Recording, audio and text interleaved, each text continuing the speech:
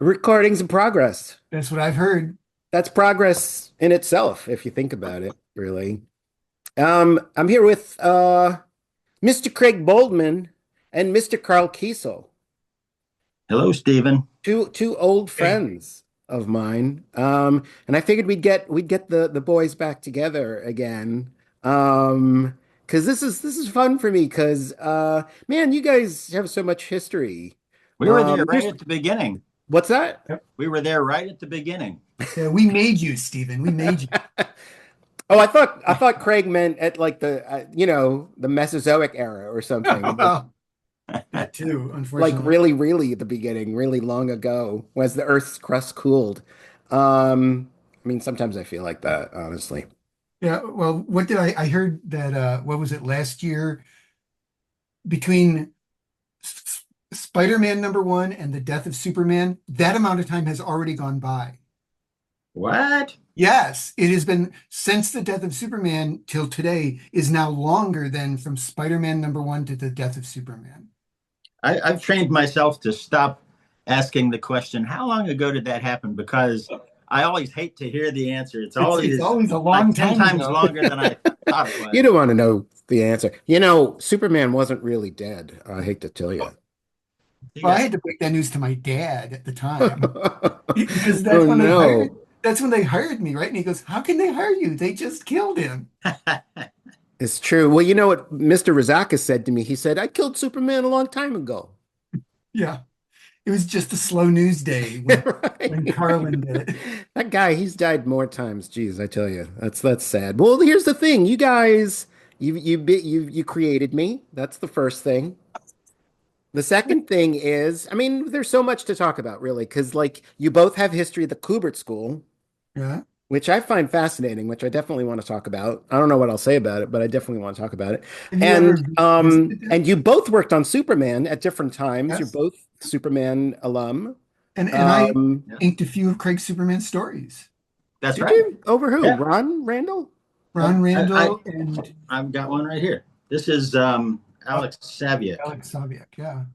So You inked that, Carl? Yeah, I believe so. I didn't you know that. did. What book is that from, Craig? That is Superman number 405. Okay. What So at what point did the first run end? At what point did that end? What number? Do you know? no, no, I don't Do you know. know, Carl? Like, I did it don't last remember either. 500 or something? Yeah, well, I don't know. It ended when Alan Moore wrote that two-part story. That's when it ended. Right. Yeah. Yeah. Well, and then the most important thing that binds us all, of course, is that we all worked on Amazing Man. Um, Yeah. you were Yes. you inked me. And I basically I'm calling you here to apologize for that. That's why I wanted to. Well, Um, all I can say is it's about time. I know it's been a Only long took time 40 coming. years. I do wish it had gone easier for you fellas. No, it was fine. It was a fun job. It was a Oh, fun well, job. that's good. No, I know. I get the feeling. I don't know, Craig. You seem to enjoy yourself, but I know Craig. Carl was always um,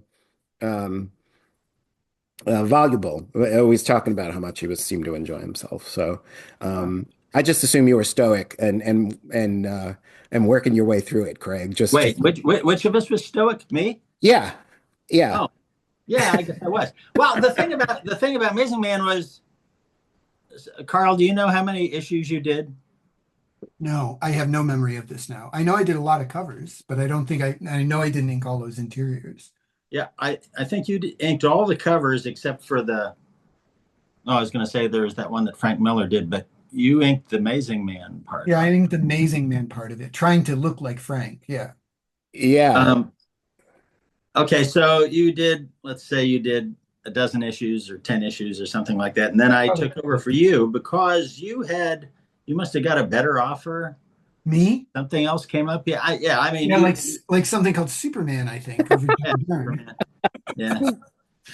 So, Oh, was that it? I thought it was a Yeah, better offer than that. it was yeah. I was Now up I for feel my I was feelings up are slightly hurt.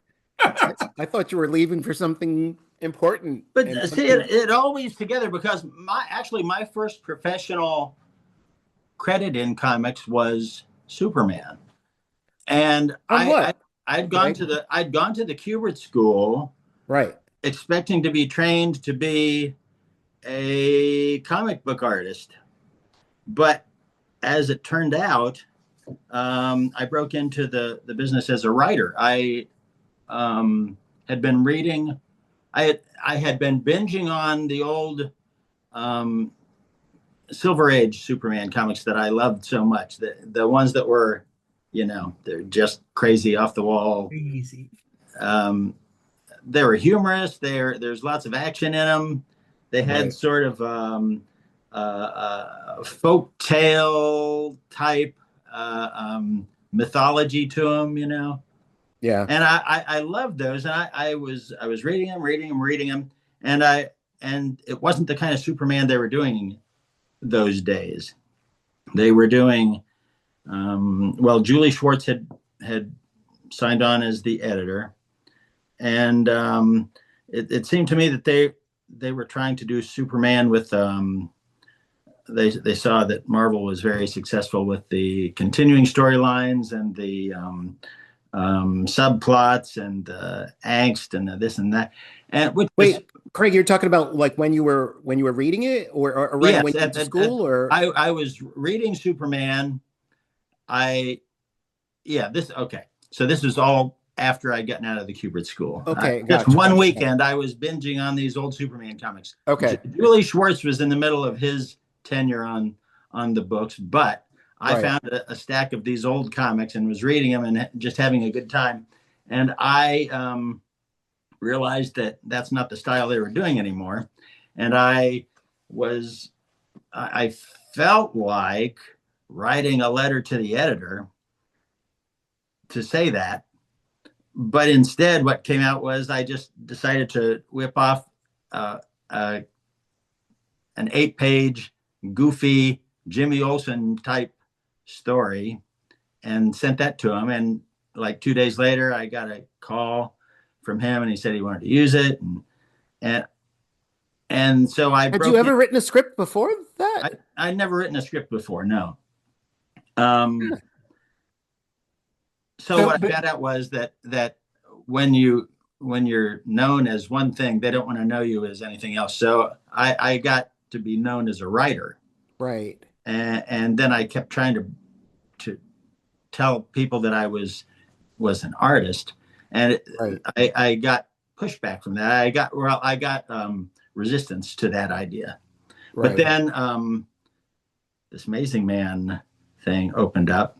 There was an opening on Amazing Man, and I guess Karl must have put in a good word for me, because I don't know how else I would have. Oh, I doubt I would have done that, Craig. I doubt it. Yeah. So, actually, he badmouthed you to me. But no, I'm trying to think if like I actually met you, if Karl, because I know I met you through Karl. You were visiting Karl, who at the time lived in Flushing, New York. And but I'm trying to think if like Karl had pitched you as a potential inker for Amazing Man first, or if I'd met you first. I can't remember what had happened. I don't remember. I have no memory of at all. I can't yeah, but you do remember living in Flushing, Queens, though, right? I do remember that. Yes. Oh, okay. Very, very tiny apartment.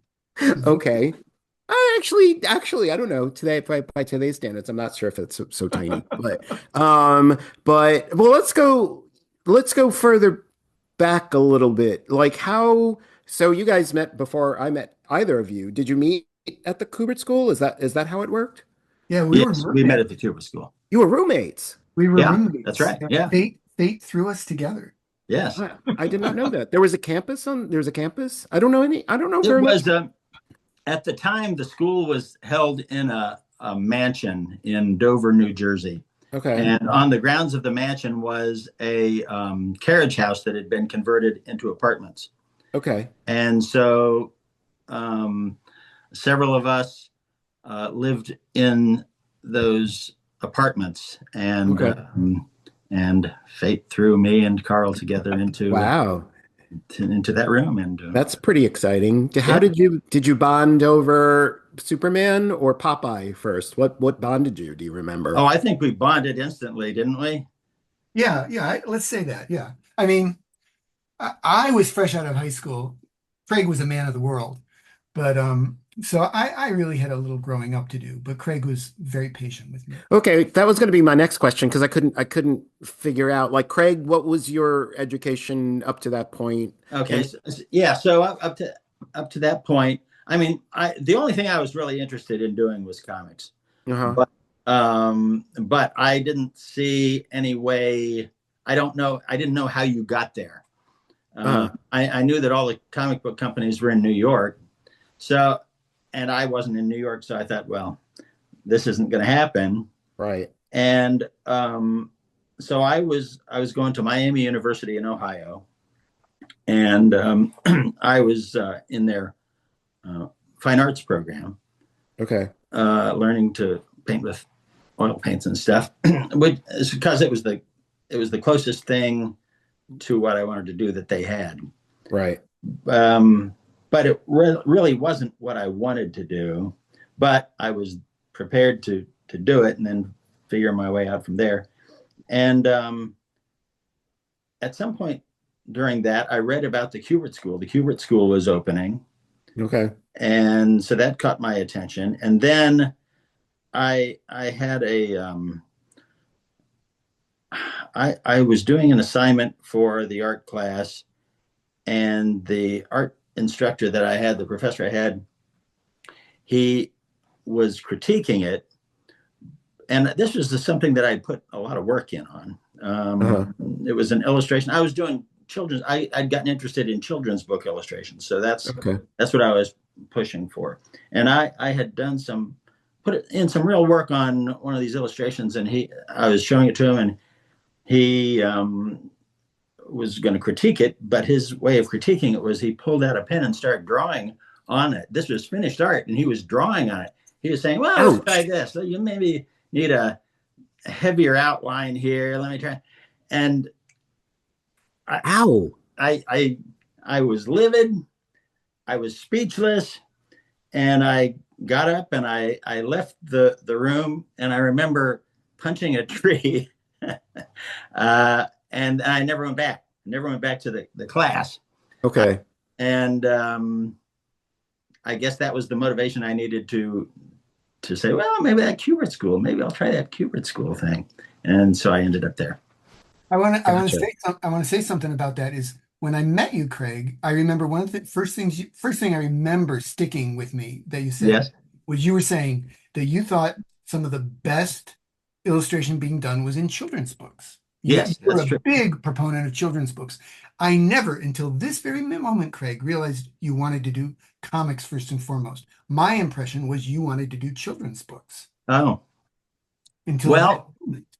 yeah. I mean, I guess that probably had some, there was some relation between comics and children's Sure. illustrations to me. Yeah. And, Yeah. and I guess I assumed that was as close as I was going to be able to get. And yeah, and I started looking at children's book illustration and illustrators, and yeah, there's a lot to like there. Oh So yeah, Sure. there's so much, at the time and still so much great stuff in children's books. Yeah. But I Yeah. was unaware of that until I went to the Kubert School. I was also unaware of the great history of comic strips until I went to the Kubert School. Really? Were Yeah, you? yeah, I had no, That strikes me as funny because I learned so much about them from you. and I learned about them at the Kubert School. Yeah, From who? I don't Owen know if Hazen? I don't know if I well, first of all, yeah, some of the teachers were doing comic strips, so I realized like that was a thing. Yeah. But I know that they also had, and this is the first time I read Kniff, they had the Nostalgia Press volumes of Kniff's Terry and the Pirates, and I read that and it changed my life. You Oh, know, wow. Okay. that Craig, was were you into it, Craig? Were you into comic strips pre-Kubert? um, I mean, my focus was mainly on comic books. I read comic strips in the newspaper. There were some that were my favorites, but Archie. um, I actually Wait a minute. I guess I have to Archie stop was you. a pretty entertaining strip. The Bob Montanas What? were great. Yeah. And yeah, the Cincinnati paper was carrying Archie at the time. So yeah, I really did enjoy Archie. Yeah. Okay. Well, what's your first awareness of Popeye as a comic strip? I guess I feel the need to ask somehow. Us all being Popeye aficionados, I know. Well, I would probably say mine was through the Nostalgia Press volume. That was the first Oh, time I okay. read Popeye, the classic Popeye. I probably had seen Popeye in the what would that be, the 70s, but I was very unimpressed with it.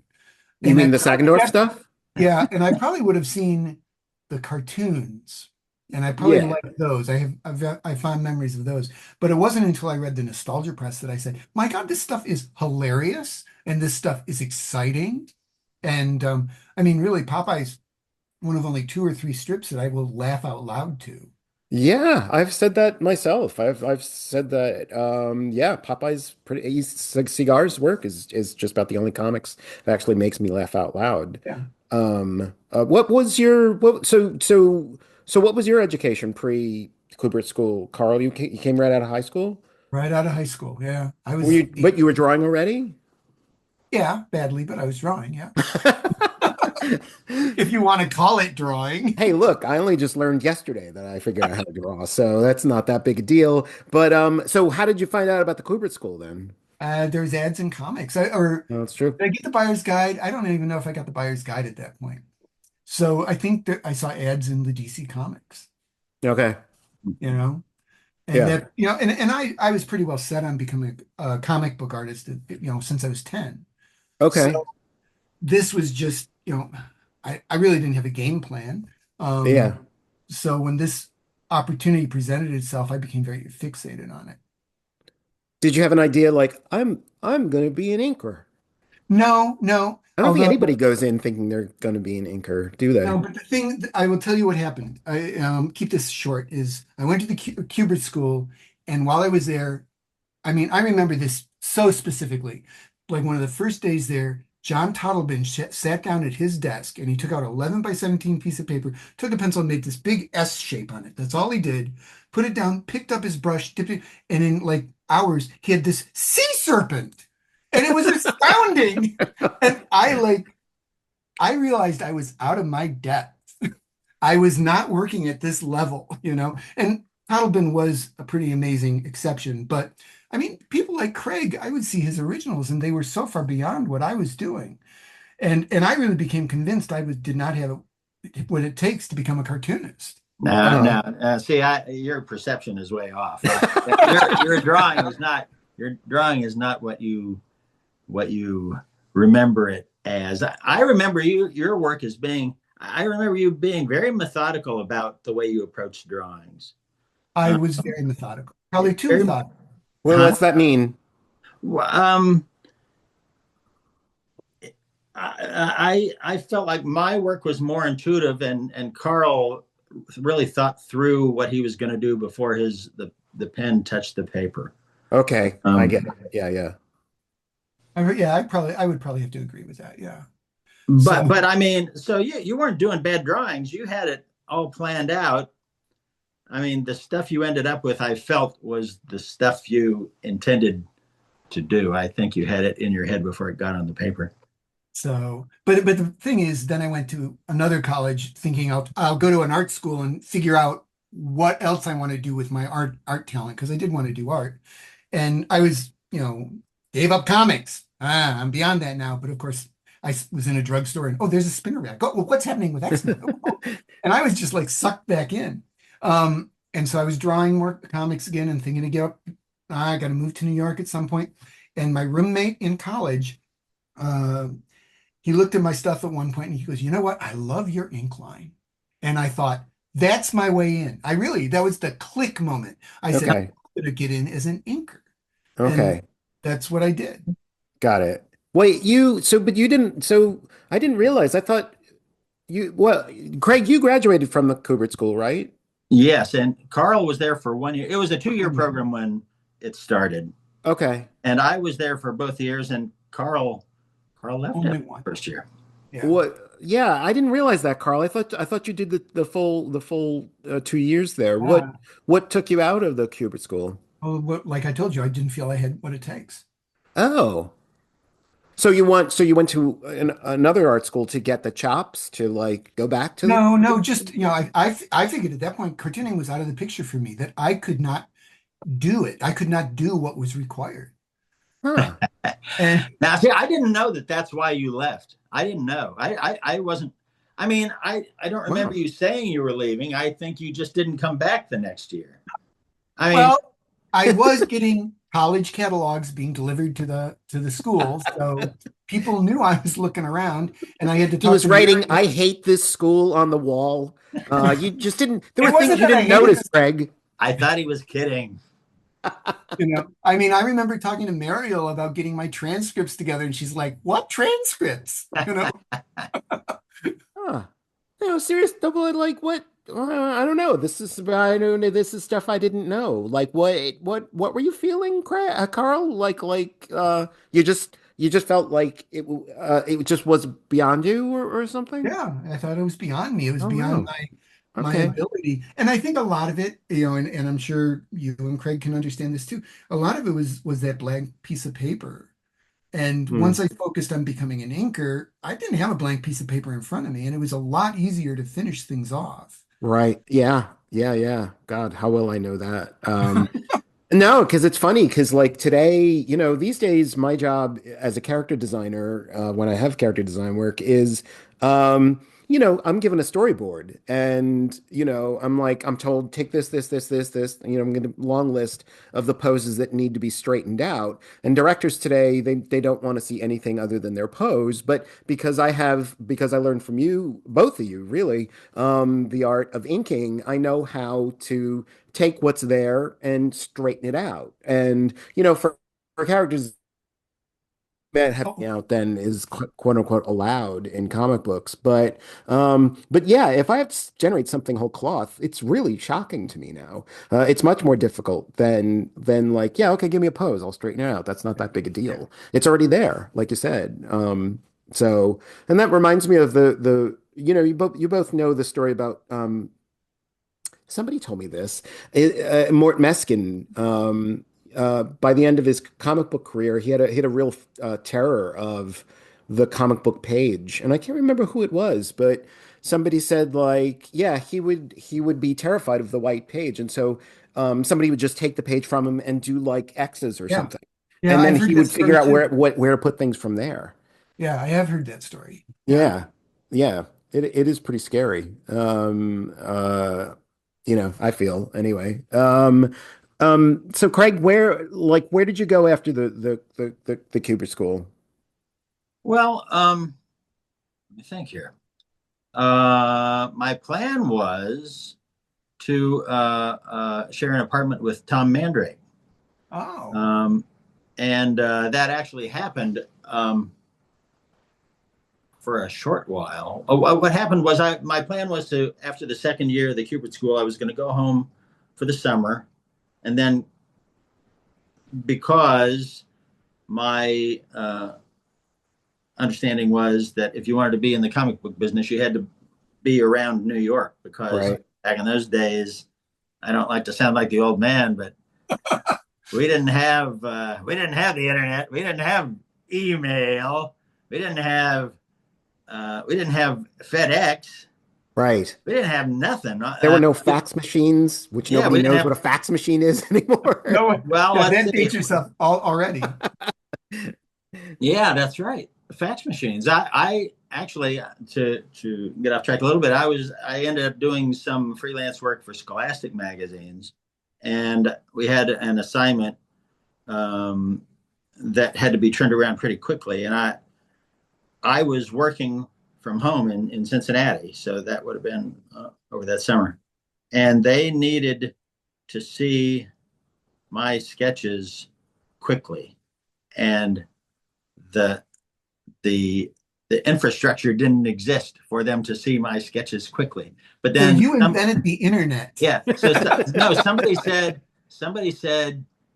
at Scholastic said, now wait a minute, somewhere downstairs there's this thing. It's called a telefax machine.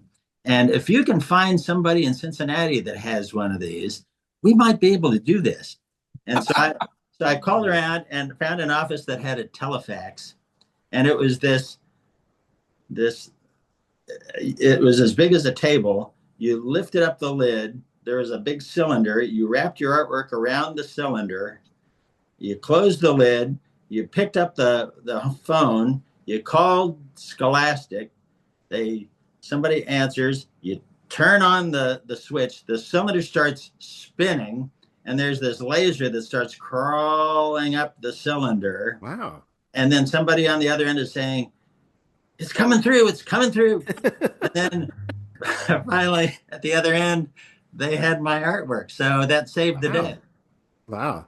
That does remind me, as a wee youngster starting to work at DC Comics when I was 15, one of my duties was occasionally to go when this was back when it was at 75 Rockefeller Plaza. I would have to go to the telex office. I don't even know what a telex is, and I don't know what's the difference between a telex and a telefax. But anyway, occasionally I would have to do that, and I would botch that up, as I botched up a lot of things at DC Comics. I'm sorry, Craig. I think we got off track. How did No, you? so what happened was, Yeah. I went home for the summer. I started picking up freelance work just to make some money before I went back up to New York. And I hooked up with a greeting card company and Right. this and that, and I started getting steady work. Yeah. And it was so steady that I started thinking, well, I don't have to be up in New York by such and such a date. So I dragged my feet about it, and You left Tom Mandrake high and dry, huh? I left Tom Mandrake high and dry. So he had to get married. Yeah. I finally did go there. I was his roommate it ended up just being a couple of months, and then I returned back home because I was doing plenty of work at home, and that's just that Sure. kept busy until the DC thing presented Wow, itself. you know what it's like when I feel like I'm hearing stories that I've known you guys for such a long time and I don't even know these. I just feel like you've been, in comics and in drawing for like forever. I feel like the perpetual younger brother who's like, really? I didn't know that. I'm finding Well, this stuff out. I I'm don't know, hearing like I'm hearing stories from Craig I didn't know. Well, Bits, these are things I never speak of. and perhaps that's best. Yeah. No, I always thought like, oh, Craig was probably just, I don't know. Everybody starts somewhere, but he was working for American Greetings when he was 12. I don't know. I don't know. Well, I I don't know ended what I up was doing thinking. some work for American Greetings, but there was a company in Cincinnati called Amberley, the Amberley Greeting Card Company, Okay. and it was just operating out of a little warehouse sort of thing, and everything was under the roof. They manufactured the cards and they shipped them from there and this and that, and it was great Hmm. training because again, I took my portfolio in there. I showed them my artwork, so I started out doing artwork, but I found out that I could get more work out of them if I wrote the cards and put them, stuck them in their face and sold them to them. So again, I Right. started turning into a writer, and so I was doing writing and artwork. And greeting cards were great because you could do something different on each card. It was a great way to experiment with styles and stuff. You weren't stuck in one thing for a long period of time. Right. So it was good training. And plus, the way they were set up, you took the artwork in there, gave it to them, and they handed you a check, and so you left with money. That's So that was that good. is ideal. That is ideal. That's pretty good. Yeah. That's pretty cool. Well, before we get off of the Kubert School, I do want Craig to tell his Kanigher story. Which Kanneker story is this? About the flash cover, about a samurai on a flash cover. Are you thinking? What? I'm not sure I know this story. Carl, do you know what I'm But talking about? No, I don't. Maybe you should tell this story, Stephen. Yeah, let's hear what I did. So Craig, who's What a did I very do this funny time? guy, I don't know. So Kanigher was the editor. Why do I know this? Kanigher was the editor of Flash for a while in the mid '60s or something. Or Yeah. no, Kanigher had like a cover of the Flash. It was at that time when Ross Andrew was drawing it, and it had a samurai on the cover, and it was a real cover. And I guess the assignment was to like better it or I do your own remember the version cover. of it or something like that. Yeah. And so I don't know what and it had a big splash of blurb on the title of the story, and it was something very dramatic and serious, probably something quasi-racist about the Japanese culture or something like that. And but Craig thought to better it in his own unique way, and so he redrew it, and he titled it Kabuki Kapowie. I remember that part. I remember Kabuki Kapowie. I remember Okay. that phrase. I don't remember me having anything to do with it. Maybe No, I, Well, no, Stephen's right. This is something you did, Craig. I remember this. And I think it was the yeah. year I was not at the Kubert School. But I came back to visit one time and I remember hearing this story about Kabuki Kapowie. I remember this story. Wait, what? so Carl, you're saying like like Kanigher wasn't involved in some way or No, no, something? no, no, no. Kanigher was involved. I think you've got all its particulars right. But it happened the year after I left. So Oh, Craig I was, see. and I came back to visit, and I was So catching up so and I neither of heard the you were a story. witness to this. No, But we no. remember it. Well, you got to admit, Craig, it's a pretty memorable story, but apparently not as Yeah. Well, memorable as The, one the, might the only think. story I have about Kanigher is that I was walking and he stopped the car and picked me up and drove me to the school. Oh, That's that's that's very nice. that's the only yeah that.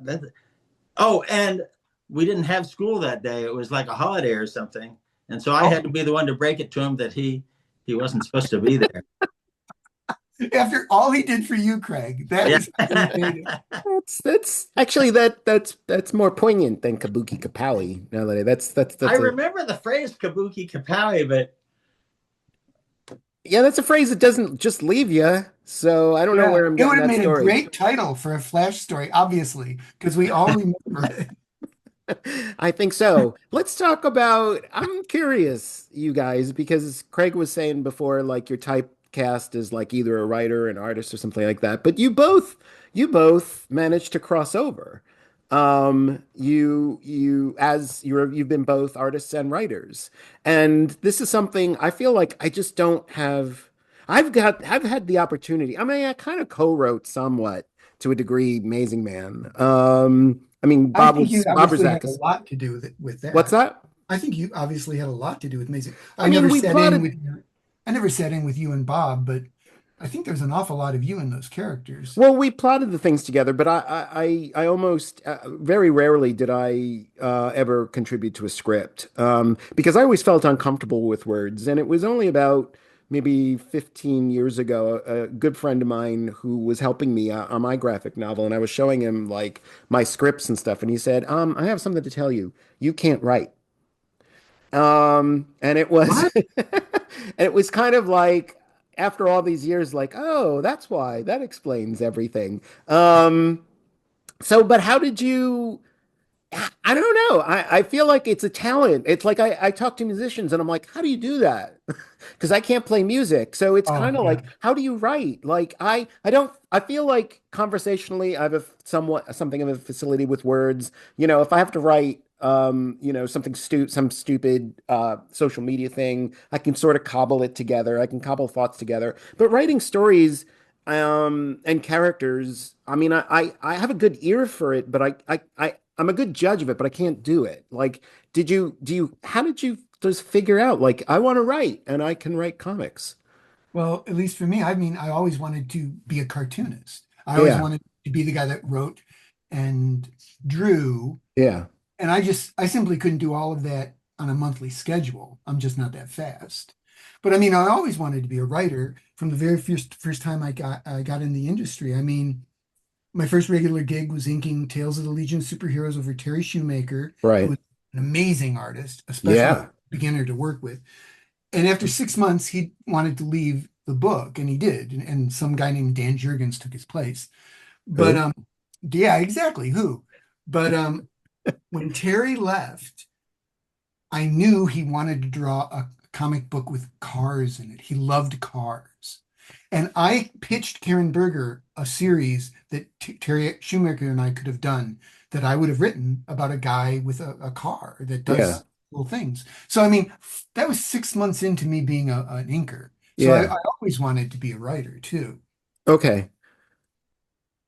Craig, But thoughts? the thing about drawing is, you're hunched over your little table and you're working long hours and stuff runs through your head while you're doing that. Yeah. And so inevitably you're going to come up with like story ideas and stuff. If you're drawing something in particular, your mind is going to take it and run with it, and you're going to come up Right. with ideas. I'm not, I didn't train to be a writer, and I don't think Carl did either. I think you just absorb this stuff, and I don't think. Yeah. I'm I trying to mean, Yeah. think. I'm sorry. And, Go and, ahead. I- and I would just say, Stephen, I'm sure you can write very well. Um, because I think to this day, I still don't know what I'm doing. I really fake it every time I sit down and write a story. And Yeah. sometimes it all comes together and sometimes it doesn't, you know. Yeah. Just a couple things are running through my head. I remember even as a young, well, I couldn't have been that young because I knew that Floyd Gottfredson did actually not write the dialogue. He only just plotted. Oh, And I remember thinking that's probably going to be me because I don't think I have a facility for language. I guess what I'm talking about mostly is like a facility for language and to be able to break down ideas. And even, I mean, I always have story ideas, but to plot, I always like can't figure out an ending. I can never figure out an ending, And how do you like, so there's the there's so much going on with writing. For some reason, I figured it out visually, but like, there's ideas and, generally if you draw comics, you can do that. But like, then you have to have a facility for writing, and then you have to be able to structure it, and then you have to be yeah, able to end it. well, I'll yeah, tell you what I learned when I started working for Archie. Um, that turned out to be a really good fit for me. And so I was doing the Jughead book regularly. It was a monthly book, so it would be like 4 stories a month. Was that So after Sam Schwartz? after Sam Schwartz, yeah. Oh, So wow. I would do, and I was doing the newspaper strip as well. So I would write the newspaper strip daily and Sunday, and I would do a story for the comic book every week, and then I would do so there would be 4. I'd have to fill up the Jughead book, so that 4 Jughead stories or one large Jughead story and a small thing. And then if I had extra time, I would write for the other books. And what I found out about those characters is they are so this company of characters, Archie, Betty, Veronica, Jughead, they're so well defined Yeah. that they write themselves. I never was stuck for an idea for a story. By the time I got finished writing a story, an idea for the next story came to me because they were so well defined. All you had to do was come up with like the subject matter, place these characters in the middle of it, and let them do what they do, and Right. you can get a story out of it. So I think having really well defined characters is a big part of it. yeah. Right. Twice I've worked on licensed properties, writing license. I did a X-Files miniseries for IDW, and I did for Dynamite. I did Battlestar Galactica, the reimagined, the new one. Uh-huh. Both of those were amazingly easy to write because the voices of those characters are so distinct. Hmm. And like Craig just said, they really seem to write themselves. Yeah. I had a basic idea and I threw them in there and I said, "Oh, I know what this person's going to do now." And it really wasn't what I planned, but when you put Right. these characters in, they do take over. Yeah, Right. exactly. No. Right. Craig, your first script was for Julie Schwartz, is that right? Yes, but he was getting ready to retire. So Right. Yeah, that was I pretty mean, late. I didn't know that when I signed on, but yeah. So I worked with him for about a year, and then he retired. So and then DC took that occasion to revamp the character. They brought in John Byrne to do his take on the Who? character. Right. And Yeah, so we're all gone. yeah, I'm just curious, like, because I know, because, I sort of grew up in both eras, pre-crisis and post-crisis. So, like, sort of like, Julie Schwartz's era, and then, for lack of a better idea, Dick Giordano or Mike Yeah. Carlin's era. So, but what was it like to work for Julie? Because Julie was very heavily plot. I mean, he wanted to work on the plot with you. Is that right? No, Oh, okay. no. My experience, I mean, I've had great experiences, uh, better experiences than I deserved to work as a writer in comics. Um, Julie Schwartz and then Victor Gorelick at Archie, they were hands off. They were very hands off Wow. editors. Okay. The stories that I wrote for them, rarely ever did they ever touch a word. Okay. I think with Julie, I would write up a paragraph about what I had in mind, and they would it would go through. I would often hear from Nelson Bridwell, his assistant, Yeah. and um, and either they would accept the story or not accept the story, and if they didn't accept it, Nelson would explain to me the valid reasons why we couldn't do that story. And it was the same with Victor Gorelick. His idea for hiring writers was he wanted to find writers who had a good grasp on these characters and knew what they were doing, so that he didn't have to micromanage them. Yeah. I see. So if he found a writer that really knew what they were doing, then he didn't have to mess with their stories. So I knew what would fly and what wouldn't fly with an Archie story. You weren't pushing the envelope there? You weren't? Yeah. Wait, Archie doesn't fly though. Craig, Superman. You might be getting confused. Superman flies. So anyway, rarely did he ever touch a word. And if I see. Oh, okay. and Yeah. I think I remember one time that I used a character that they had some reason that they didn't want to use. And it was usually something like that. I had no way of knowing that they didn't want to use this character for this reason or that reason. Maybe it wasn't available for legal reasons or something. But the only time I'd really hear from Victor would be if maybe I didn't get it. If I was running a little bit behind schedule, then he'd give me a call and say, "Is the script on the way?" and stuff like that. So it was really, I mean, it was a dream as far as being able to write what I wanted. I didn't even have to send him a story idea. I would just send him a story a week, and that would be it. Wow. Yeah. That's pretty good. Yeah. Craig, Carl, your first script was for Superman? Me? Yeah. No. I mean, as Craig said, I was, the first thing I think the first thing I co-wrote with Barbara, which was Hawk and Dove.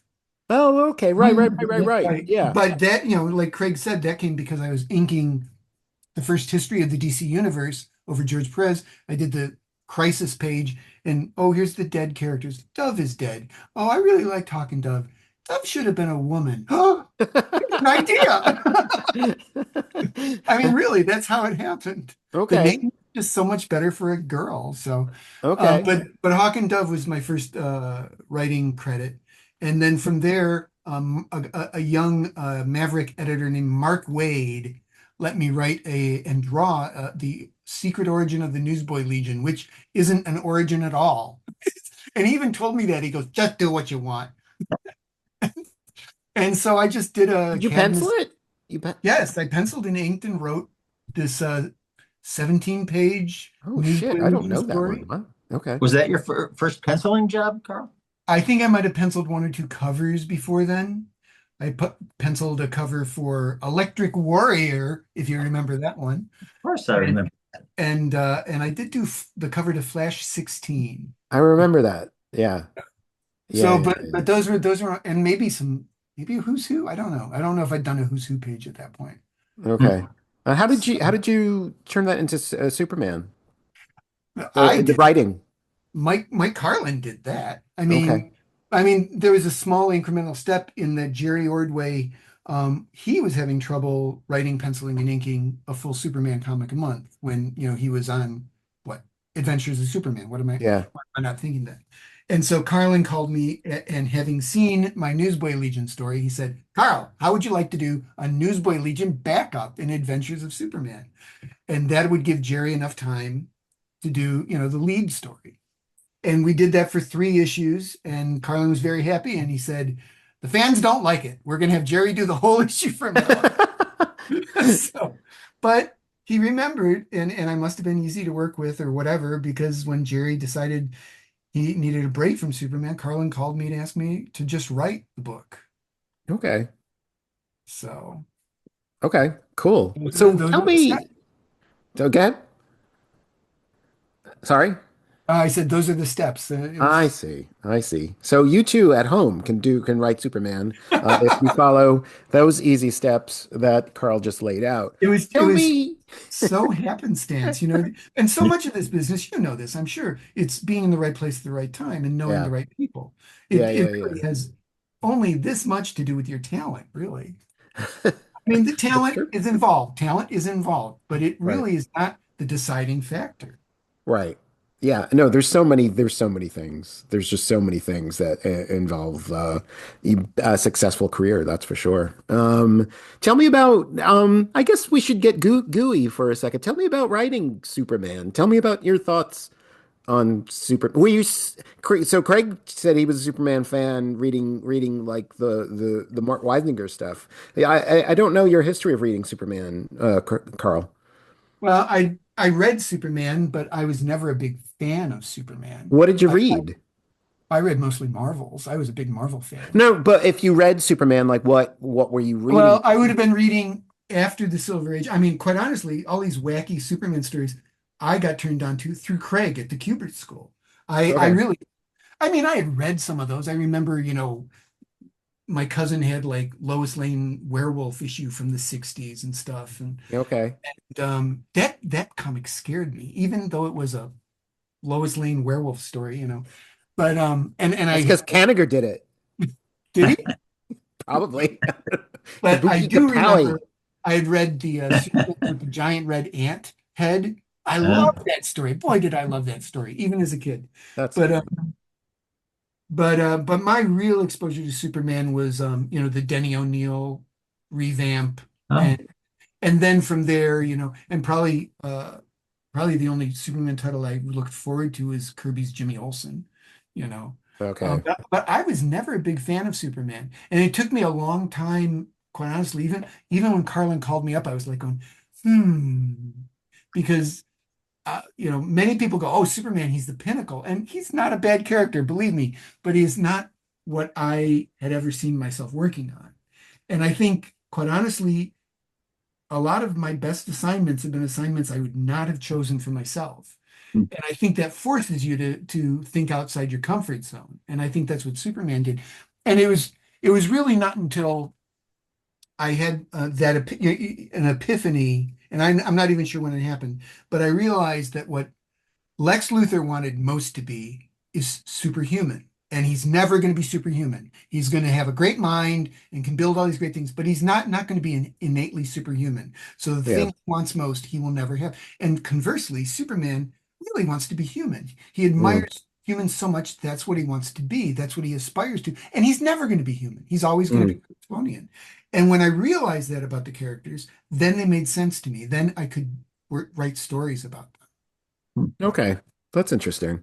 Um, so Craig, what will your did you was it a great thrill for you to write Superman? What's your yeah, history? Yeah. yeah. I mean, really, yeah. As far as I was concerned, that was That was the pinnacle. the yeah. I mean, I once I did that, I could have just turned off the lights and gone home. I had done what I wanted to do in the business, really.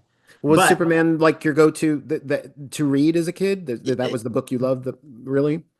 I mean, I read everything, but I certainly was aware that Superman, was he was everything else sort of grew out of Superman. Yeah. Is the way that I saw it. And looking back, I would say um, I only got to do it for a year with Julie Schwartz, and I think that probably worked out for the best because I was doing these, like I say, these goofy Silver Age type stories, and I was getting good feedback on those. And I think my tendency would have been to keep pushing that.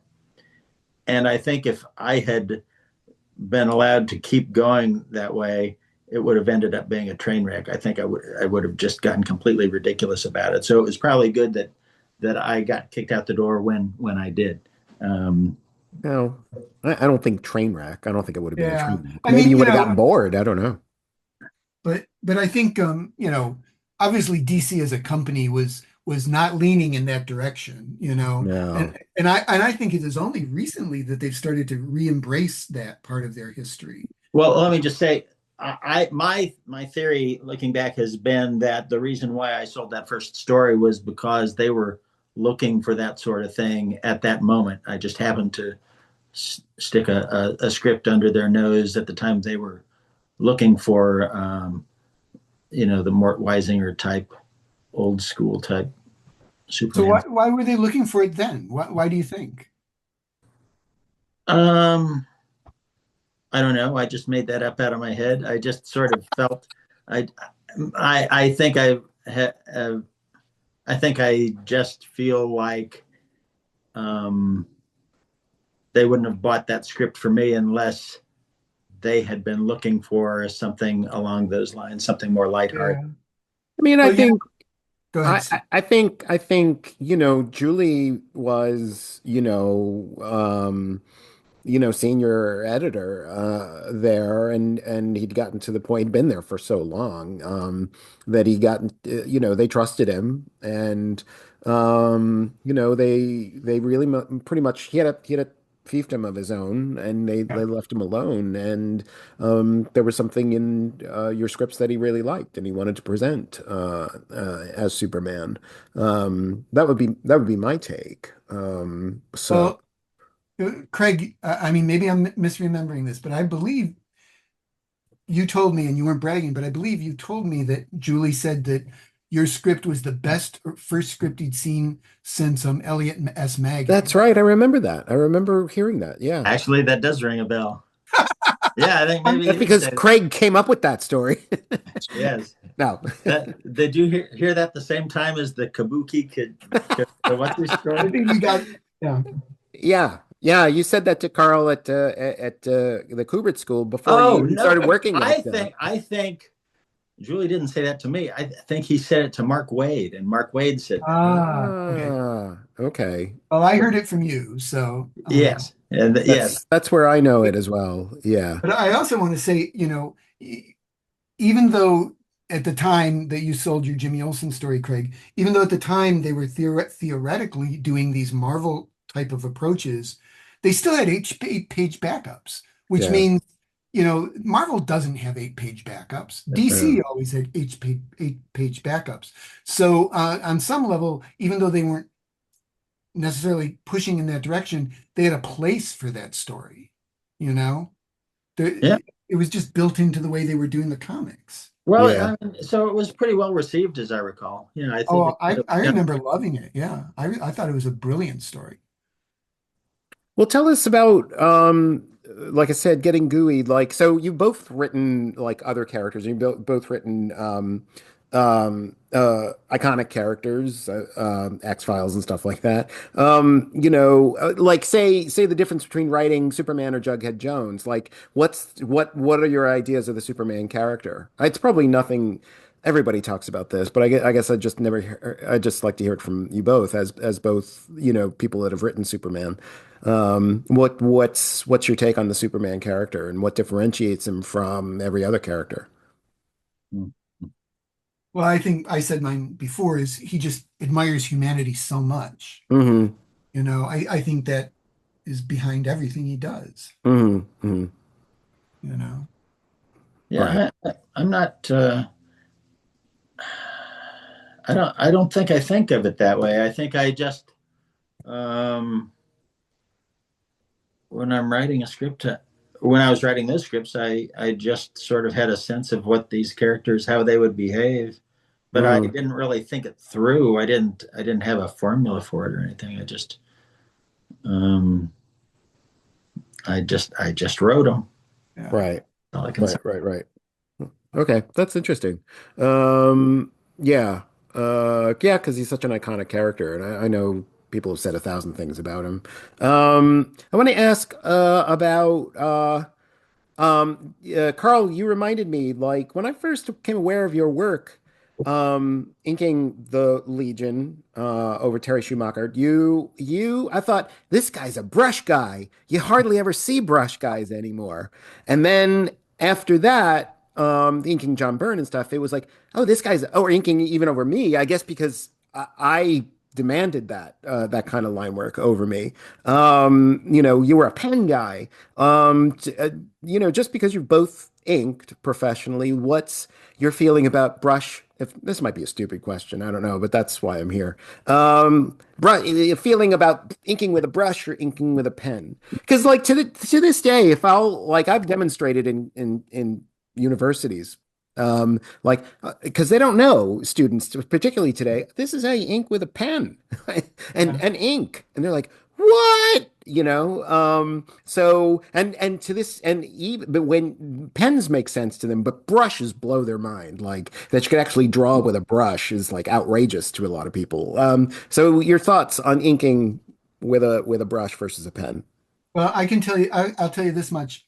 My own thoughts is a pen, a dip pen, is created to create a line, and it's very difficult to create a large black area with it. Okay. A brush is the opposite. The brush is easy to create a big black area. It's very hard to make a thin little line. And so those are the pluses and minuses of both. Right. And you just have to adapt to or maybe know when to use one or the other. I mean, Right. many times I'll ink everything with a brush.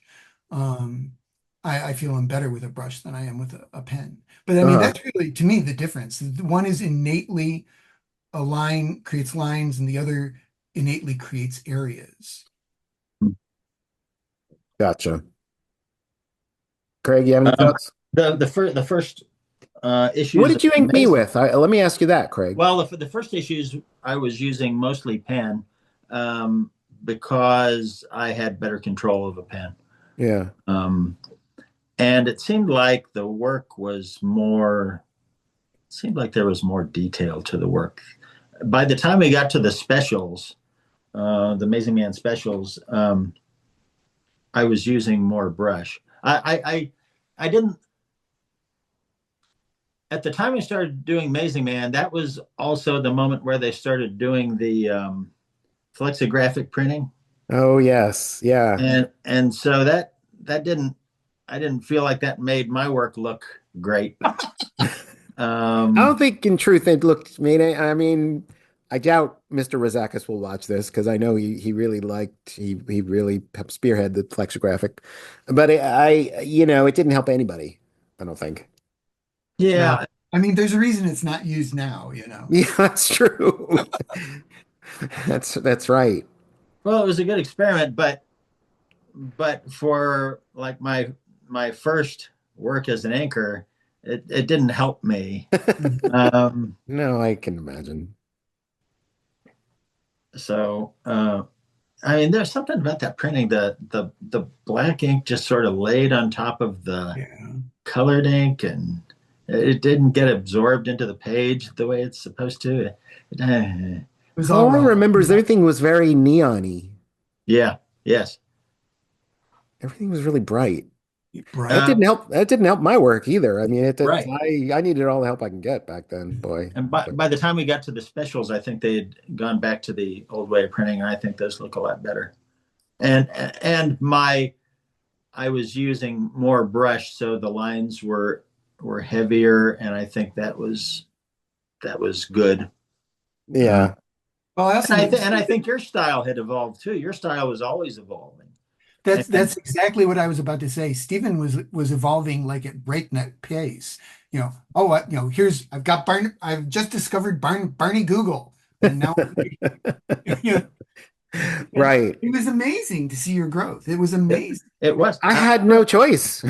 I remember that at the same time that I started inking, you had been changing up your drawing style, and somebody must have accused me of changing your drawings, Yes. and so I guess Barbara had to say on the letters page, "No, it's not this the anchor. It's Stephen is Yeah. evolving his style." Right. Barbara had to, but I just kept telling people that it was you. Yeah. It's Craig. No, but I mean, I'll take credit for that. I thought your style was always evolving in a good direction. Oh yeah, Yeah. definitely. No, thanks. I I, mean, I was always amazed how quickly you grasped things like what DeBeck was doing. I was amazed by that and incorporated it into your own style. well, thank you. I'm still trying. I mean, there's when I mean, you follow the work of giants and you're like, you're still like, how the fuck did he do that? I mean, that's amazing. I'm still trying to equate, um, you know, those guys. And it's really, really hard. But yeah, do it, either of you, I must have spoken to you, Craig, maybe about this, but I don't remember. Do either of you draw? How do you draw now? Do you draw digitally or do you draw on paper? Yeah, I do mostly digital now. The only time I really draw on paper these days is if I'm doing commissions or if I'm at a convention and doing that. So And what's the ratio? Do you draw more? You draw more on digitally than you do on paper? yeah, I would say so. Yeah. So how does it feel to draw on paper now, Craig? Well, it's funny. I feel like I learn a lot of techniques digitally, and I discovered that when I pick up a pen or brush and start working that way, those techniques carry over. So, Okay. so I learned stuff drawing on my iPad Yeah. that shows up in my work. When I'm doing pen and ink work. Okay. Yeah, I would say the same for me too, but in a negative way, because you can't command Z, when I Yeah. keep trying to do that. It's like majority of, I was just telling someone I haven't drawn on paper in years, in decades maybe. And, when I screw up, I'm still trying to figure out like, how can I change that? Or like not thinking like I gotta erase it, or like wanting to draw a perfect circle and I keep my pencil down on the paper expecting like it to snap into a shape, and I'm like, what's going on? And it doesn't do that. Surprisingly, Carl, But I'm at the other end of the spectrum. I don't do anything digital. I print really? I print out blue lines if I'm working with Tom Grummett or David Hahn on a project. They send me scans of their pencils. I print them out on blue line. But I mean, I got pages, pages, and Holy pages, shit. and pages, I've and not seen pages. paper in a long time. Wow. Yeah. So, and So you never learned to ink digitally, Carl? no, I've never learned to ink digitally. I mean, I got a Cintiq at one point, a little Cintiq companion or whatever it was. Yeah, yeah, yeah. Never really got into it. I've got an iPad. No, never did anything on it. I Okay. mean, I just really like dealing with paper. I physically love the feel of ink going down on paper and Yeah. to see that real crisp black against a really crisp white, or maybe not so crisp if you're doing dry brush. Yeah. Um, that that tactile experience is really important to me. And quite honestly, even on a really more subliminal level, the smell of ink, I've gotten used to that smell, and it's like the smell of new comics or something like that. It's a smell Yeah. I expect when I'm working. Yeah. Yeah, Yeah. yeah, yeah. Yeah, and I mean, I always assume because I'm trying to do more, I'm getting commissions and stuff like that, and so I'm working in ink. I actually got out some Higgins that I hadn't touched in 15 years or something like that. And I'm like, why I does it hope you shook smell? it up. Why is it gray?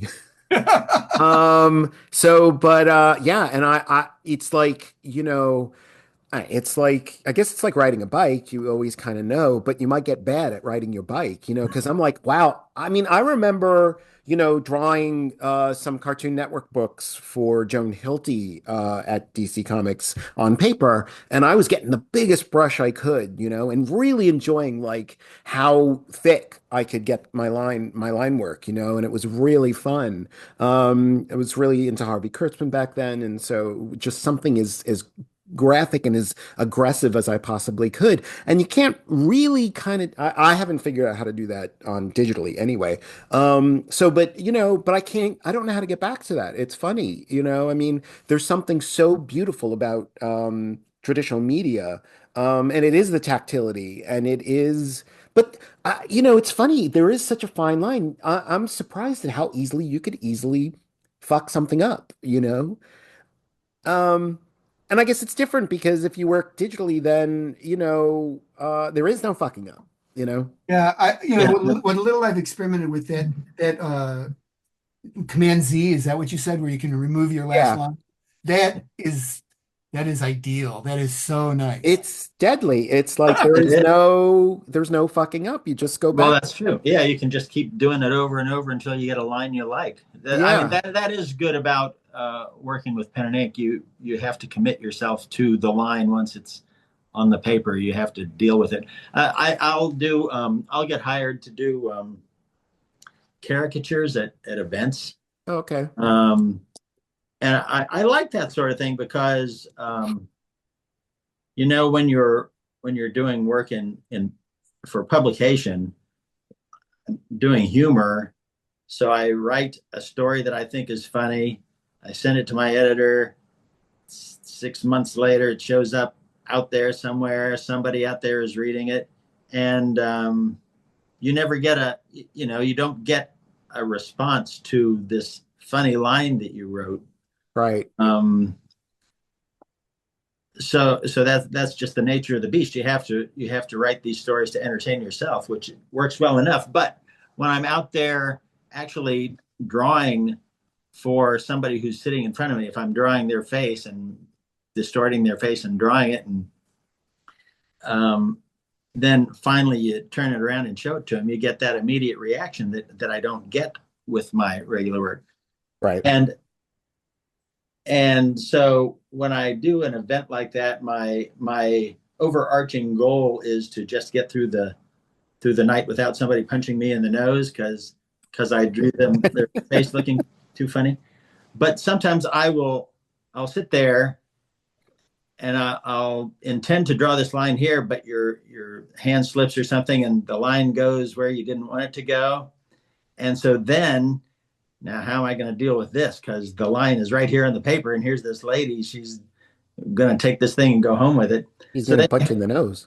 yeah, that's right. So you have to then adjust the rest of the drawing to accommodate that line that you put down there by accident. So it's, Right. it's this whole series of problem solving, which is pretty interesting. So Yeah. you sort of have to deal with what you just did.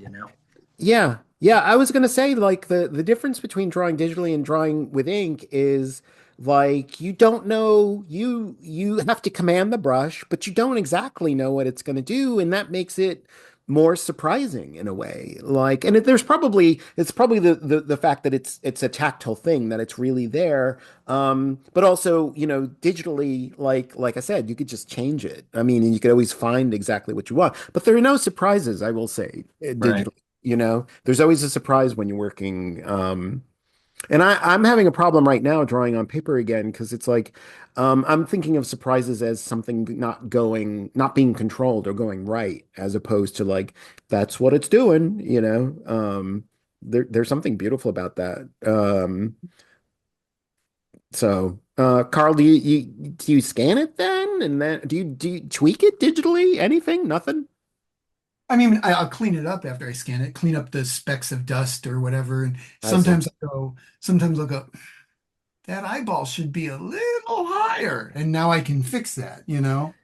Well, I will, yeah, that's to this day, I feel like compositionally, drawing digitally cannot be beat because, or maybe I'm wrong, but, and maybe if you have to go back to Kurtzman and it's like, here's this layer of tracing paper, here's this layer of tracing paper, here's this, because I guess that's how Harvey got his layouts exactly how he wanted. But yeah, I mean, drawing digitally, it's like, well, I like that, but it should be smaller. Well, I like Right. that now, but it should be to the left. Well, I like Yeah. that, it's amazing. You can do that with paper, but it takes a little longer. So, Yeah, yeah. And before digital came along where, I scan my inks in and then I can maybe adjust where that eye is or, make that background figure a little tiny bit smaller or something like that.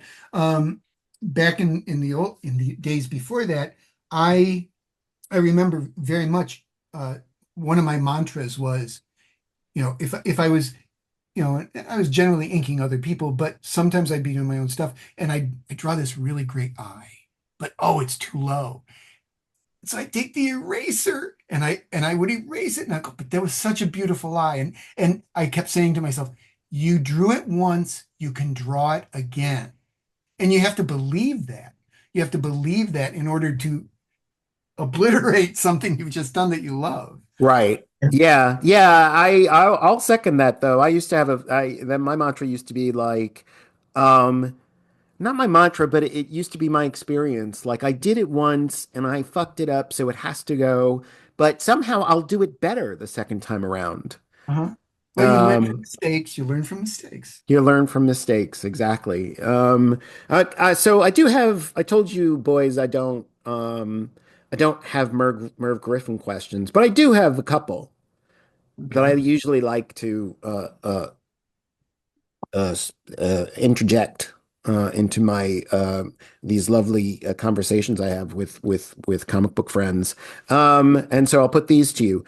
Can you name an artist who you did not like as a young person reading comics, but that you absolutely love their work today? Yes, yes. Okay, Carl, Craig, Pat go. Boyette. Pat Boyette. Uh, Ah, interesting. Why would you his not work. like Pat Boyette? Well, his faces bothered me. There always seemed to be like extraneous little lines on his faces that made him look. The people looked like they had gnarled up old faces. I love that about him. Wait, let's pinpoint. Like, are you talking about Pat Boyette on The Phantom, or are you talking about Pat Boyette on Peacemaker? Hmm, a Peacemaker, I think. I'm not sure I ever saw any of his work on the Phantom, but Really? mostly like the horror comics, the ghostly Oh, stuff. okay. Um, his women didn't look attractive to me, um, but at some point, a switch was flipped, and now I'm crazy about his stuff. I, I I'll walk over coals to get to Pat Boyette Oh, I'd story. like to see that. Yeah, and then Bill Drought is another one whose work I thought was very bland. Didn't capture my interest at all. But something happened in the last handful of years. Now I'm crazy about it, and I go out of my way to look for his work. Well, geez, I'm trying to picture. I guess I only know a couple of like House of Mystery stories or I something. did like some Phantom Stranger stuff, and Really? Mhm. I mean Okay. it was always well constructed, but it seemed boring and uninteresting to me. Yeah, I have to admit, that's But kind of where my head is going to with his when but his name comes up. Yeah. now I'm crazy about him. Okay. You walk on hot coals to get to I about. would, yeah. Okay. All right. Okay. That's good to know. That's interesting. Carl, any names coming to your mind? Well, I probably the only name that comes to my mind right away, and this is someone who I changed my opinion of many years ago. But I mean, as a kid, I hated Don Heck's work. Uh, Mhm. Hated Don Heck's work. yeah. And it wasn't until, and actually when I was inking at DC and they were doing the DC Challenge, I had a chance to ink Don Heck on one of those issues and I was too busy and had to turn it down. It's the biggest professional regret of my career. I Hmm. would love to have inked Don Heck because by Yeah. that point I had realized that Don Heck was actually a very good artist. He was just not Yeah. a very good superhero artist. Hmm. And Yeah. I don't think his sense of design for costumes was very good, but his sense of fashion and the way he drew, the way he drew Tony Stark and Tony Stark's life was great. And the melter didn't look that good. You know what I mean? Uh-huh. So it took me a while to understand, that he was just trying to make a career, and really what he should have been doing is love comics and stuff like that. Hmm. And they weren't around in the 80s. It's like Tuska should have been doing crime comics for his I whole. remember I was going to say I remember you saying that a long time ago about Tuska that his best work was his crime comics. Yeah. So I mean, really, this isn't the fact that they weren't good artists. It's that and Tuska actually was not a bad superhero artist, but I Yeah. think he's a much better crime artist. Right. Yeah. Yeah. Yeah. There's a yeah. I don't know what if anybody talks about Don Heck anymore, and what they're saying about him. But I remember the evolution was, well, he's not very good, but his Iron Man stuff was great. And then it was sort of like, well, he's not very good, but some of that early Avengers stuff was great. And now I just look at anything of his, Yeah. honestly. Even, I mean, because like I remember, there was a period where, his wife towards the end of his career, his wife was ill, and all things were not working out for him too well, but they were giving him work at DC because they felt like they owed it to him, and which was very nice and generous. Very nice. But even then, I would still look at that stuff and prefer it to a lot of people who came after him, for sure. Mhm. Because yeah, I mean, there's certainly a level of expertise, and he is of that Kniff school, which I know you Mhm. ascribe to very heavily, Carl. Yeah, definitely, definitely. Yeah. Yeah, yeah. So, But those, there's a couple, when I think of Goliath, when I think of Hank Pym as Goliath, I think of him taking a swing at Cap, and it's a Don Heck the drawing. Don Heck panel. Yeah, I can see it. I Well, do too. I mean, he's a guy. I guess all pencilers are, but him especially seemed to be very much at the mercy of his inker. If the right inker was on him, his stuff looked pretty good. The I've got the those phone book sized collections of um, Marvel Comics? Marvel comics, The Essentials. yeah, the essentials and the very early um, Ant Man and Giant Man stories that he did in there. They were I hadn't seen a lot of those, and they were really eye opening to me. I thought his work is beautiful on those. Did Yeah. Dick Ayers ink them? I'm not sure. I'm I'm trying to think actually of who sort of inked those. thinking that maybe he inked his own stuff. I think some of those Ant-Man stories he inked himself. I could be wrong, but Oh, that's okay, that sounds right. Yeah, yeah, yeah, yeah. No, But I I think think you're they right. look terrific. Well, yeah, I mean, and the Goliath taking a swing at Cap, I think he inked that himself. But there's a couple issues where Frank Jacoya inked him, and those are just spectacular looking. I'm sure they are. Well, They Jacoya. just, yeah, it's Jacoya. Yeah, they just look great. I mean, they just Yeah. amazing, and they're great superhero comics, and they're really rich. They look awesome, and Hawkeye was such a dick, and Don Heck drew him perfectly. What's first comic story enters your head? What go? What do you This mean? comic story. Favorite comic story from your childhood? Something that you liked, something Well, I'll tell you the first comic story, I mean, I remember really loving. The first comic story I remember really loving was the three-part or four-part The Skrull Takes a Slave in Fantastic Four, where the Skrulls grab Ben Grimm and take him to another world that's run by alien gangsters, and he's put in a gladiatorial arena with Torgo the robot, where he's fighting for his life. And as a kid, I loved that wait, story. this is Jack? This is Stan and This Jack? is before Jack left. Yeah, this is like Oh, issues okay. 89, 90, 91, 92, something like that. Okay. And and Reed, they happen to have a scroll spaceship sitting in their lab, so they get in that and they go off to get Ben. And I mean, as a kid, I was really touched by Reed and Ben's friendship and how far Reed was willing to go to get Ben back. And of course, I had no idea that Kirby swiped that whole thing from that Star Trek episode, A Piece Star of Trek, the yeah. Action. I mean, I had no idea that that's where he got it from. So I remember loving that story. Okay. All right. That's a good one. Craig, any? What's your Well, go-to? my mind goes to the Fantastic Four as well. Earlier stories than that. I actually the Torgo story that I thought that was a little bit past the best stuff. I mean, it was sort of Many people say that, Craig, and they're wrong. okay. All right, but No, they're not. um, well, it was probably the first Fantastic Four I got was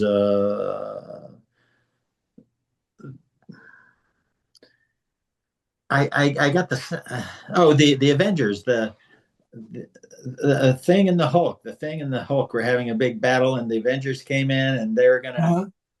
get between them. So that was the first Fantastic Four issue I ever bought. It was 24 and 25, right? Oh, how was the that numbers? sounds about right. But so I this is the first time I'm reading these characters, and it's the second part of this two-parter, and the whole showpiece is the Thing fighting the Hulk. The Hulk showed up and was causing trouble, and then the Avengers had to come in to break them up. And the Fantastic Four themselves, they were like wounded. They had like bandages all over them, and they were limping around and stuff. And so this is my first experience with the Fantastic Four. Okay. Um, and then I never read the first part of it until like years later. Um, and I've had this experience where I would get a random comic when I was first getting into comics, and I would get like the first or the second part of a story and be very excited about it, but I would never find the other part of the story until like years later, and then the the new discovery, the second part of the missing part of the story, would never excite me that much. And I was thinking, well, maybe I was just making a bigger deal out of this first part than was warranted. But I was really excited about it when you know that you're at Right. a certain age, you really get into these things, and yeah. Yeah.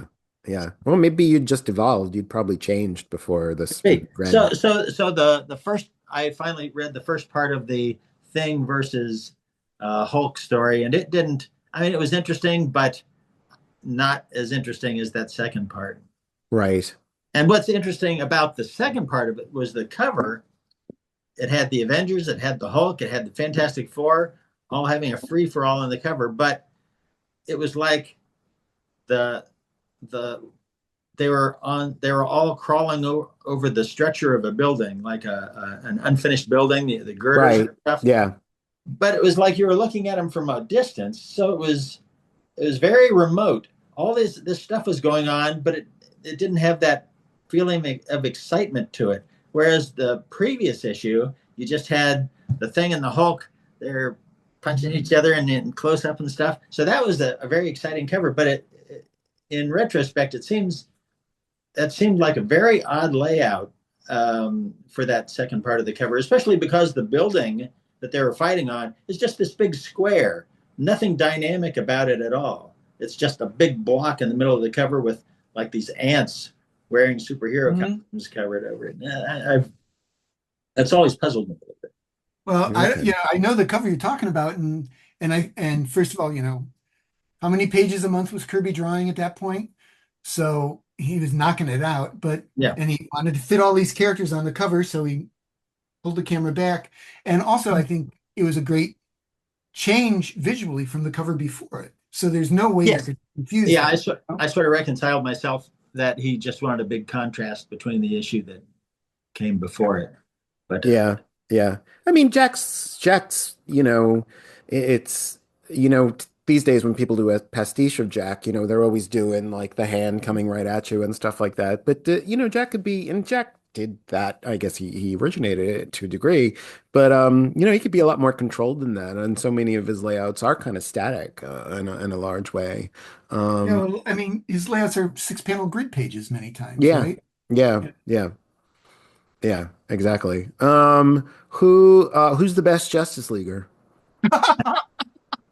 Because, all the people that watch this want to know. Superman. Okay. That's it. Okay. Enough said. Wait, I haven't, Carl. It's hard for me to say, never having been a huge Justice League fan, but probably the first name that came into my head when you said that was John Jones, Martian Manhunter. Wow. Okay, that's good. I like that. Yeah. That's good. Okay. And then what's the work you're proudest of? I think I asked for Zacchaeus that once. What's the work what's just something that comes to your mind that like if you had to tell somebody what you did, you would say this or show them this. Oh, that well, there might be two different answers to it. I would say this. One issue that I'm very, very, very proud to have been part of was Suicide Squad. What was it, 24 or something? It was where Deadshot shoots the senator. The senator has been blackmailing the squad, and Deadshot decides he's going to handle this once and for all, and he goes out and he shoots the senator. And the thing I told John Ostrander, the writer of the book, was what I loved about that moment was in that moment, Deadshot was the hero and the villain of the story. And I just said, I don't see that in comics. I don't see Mm, that ever in any entertainment. And so I'm really proud to have been part of what I think is a really unique moment in comics. mm. Was that Luke McDonald that you inked? Yeah, Luke did the pencils. Yeah. Okay. Okay. Craig? Well, Proudest- I've worked with Luke McDonald as well. On Big Boy comic books. He was the penciler for Big And Boy. that's Craig's proudest moment That's is my working on. yeah. And did Big Boy shoot a senator? Yes, he did. And I missed it. We revised that part of it, but yeah, yes, yes. Okay. That's your proudest moment? Um, Probably no, not. I would have a hard time picking out a one comic. What I do like is I like that the work that I do in the Archie comics. I like that I can talk to people that aren't in the comic book industry and aren't avid comic book fans, and I can tell them that I do this, and they know what I'm talking about. Right. That these are characters that permeate the consciousness of the whatever. So that if I mention that I have worked on Superman, everybody knows what I'm talking about. If I mention Archie, people know what I'm talking about. So I do enjoy that Right. aspect. Yeah, I have to agree that I remember very distinctly, I started out, I worked on Amazing Man, I worked on Amethyst, I worked on uh, Suicide Squad. I was working on these books, and it wasn't until I told my dad I was going to be inking Superman that he goes, "Now I understand what you're doing." No, Ah, what is Suicide Squad? What is Amethyst? And it was Superman that made him realize, oh, he's got like a career here. he didn't know what Amazing Man was? Hard to believe, but It he's is. I'm trying to get trying to that get out of your my head around brain. And just to ask, is there anything you'd like to, what are you working on now? Is there anything you'd like to tell the YouTube audiences? Nothing? I would just say, last few years I've been kickstarting creator-owned comics, and so that's what I've been doing. Okay. And I've been doing a character called Impossible Jones, who happens to be on my T-shirt right here, drawn by Whoa. um, Elsa Chartier. Is that how you say her name? So, Okay. but I've That's been pretty doing, cool. and David Hahn has been penciling those, and Okay. so, and we got the most recent book is like at the printer right now, so hopefully it'll be here and back from China in a month. And that's kind of what I've been doing is creator own stuff that I kickstart. And it just about pays the bills, just about. Yeah, well, that can be hard. It's getting harder and harder. It is getting harder. Craig, what are you working on? Well, I actually just did some work for Archie, but it's slowed way down. They're not doing as much of the traditional Archie characters as they once did. But I still am keeping up with that. I'm doing like tonight. I'm working on a commission. Somebody on the It's actually kind of interesting. Someone on the internet contacted me and wanted to see if I was interested in working on this comic book, and they presented a story to me, and it just didn't, it didn't look like it was going to work. And so I wrote back and I sort of explained the reasons why I didn't think this story was going to fly. And the person got back to me and rewrote it. They took my advice to heart and rewrote it, which never happens.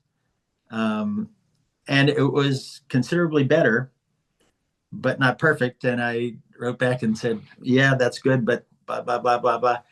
And it came back again with another revision. So they wore me down, and finally, I couldn't. After all the work I put into it, I couldn't see myself saying, "I'm not going to do it." So Okay. I'm working on that, and it's actually shaped up to be all right. So Oh, wow. Cool. That's awesome. Well, I look forward to that. I look forward to anything you fellas do. I guess I'll let you go. We've been talking for a little while, but it's I through the years certainly feel a certain kinship with you both. It's always a treat. It's been I haven't spoken to you in face to face in quite a while, Carl. Yeah. I've managed to see Craig a couple times over the last few years, Yeah. but anyway, it's nice. It's nice to get together. I'm really glad that we. Yeah. I'm so glad we had this time together. Are you going to hit either of you going to hit any shows this year? I'm going to go to Heroes and Terrificon. are you going to Heroes? I'm thinking about Heroes, so that would be great. I would love to What's see Heroes? Heroes Con in Heroes kind of in Charlotte, North Charlotte, North Carolina. Carolina. Oh, It's a well, very, very that's good the show. East Coast. You should come on up. Well, Terrificon's even closer. That's in Connecticut. That's even closer. You should come That's on what down. Mohicans, the Mohican Sun Casino is where they hold it. No, not really. Really? Yes. I would just go to the Mohegan Sun. That would be awesome. Like see Dinah Shore if she were alive or something like that. That would be that would be cool. Well, So, let's keep in touch. Let's All stay in right. touch. but I will say, Stephen, I'm serious. I'm going to be in Connecticut in August, and my Okay. sister and her family all live in the Rhode Island area now. Okay. So I'm going to go from there to visit them. But I also want to go to Ticonderoga to go to the Star Trek Museum. Huh. And that would bring me closer to your neck of the woods. Where's the Star Trek Museum? Ticonderoga. Trying to think of, like Ticonderoga is not anywhere near the city though, is it? It's north. It's up Yeah. north. It's north of, I think, Woodstock. Okay. All right. Well, that's But getting closer. it's getting closer, is what I'm saying. It's So maybe getting we could persuade Craig to come at the same time. All right. And All we right. we could all pop in Glen or Glenda and watch that. There you go. All right. I'm there. very good. All right. That's a plan. All right, fellas. Well, thanks so much Okay. Always a pleasure. for Thank you chatting. for inviting. Yeah. This Yeah, is I'm gonna end the recording, but don't go away. Hopefully, I'm not gonna hang up on you. So what? Okay. Hold on. Uh, good luck to us all. yeah. God, God help us all. Okay, stop recording. Stop. Stop.